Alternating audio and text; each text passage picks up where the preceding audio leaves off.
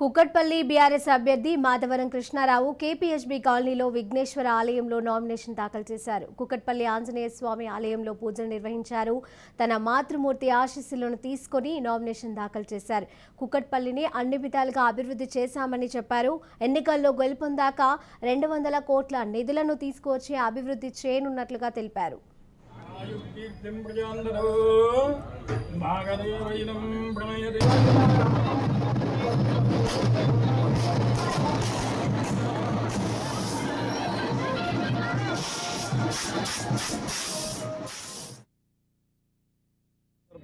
Nomination వేశాను.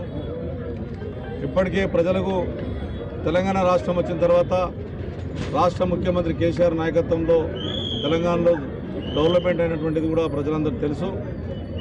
ఈరోజు development చూసి మా కోటేమని అడుగుతా ఉన్నాం. ప్రజలందరినీ 2 సార్లు దీవెనలు ఇచ్చారు. ప్రజలకు రుణపడున్నాను. దాని ప్రకారమే ప్రజలకు ఇచ్చిన మాటను ఇప్పటికే 80-90% తీర్చుకున్నాను. ఇంకా కొన్ని పెండింగ్స్ ఉన్నాయి. నేను ప్రజలకు అప్పీల్ చేస్తూ ఉన్నాను. ఆ ఎస్టీ బిల్ కూడా మనం కంప్లీట్ చేసుకోగలిగితే, రిటర్నింగ్ వాళ్ళు కూడా కంప్లీట్ చేసుకోగలిగితే సుమారుగా 1000 కోట్ల వరకు అవసరం పడుతుంది.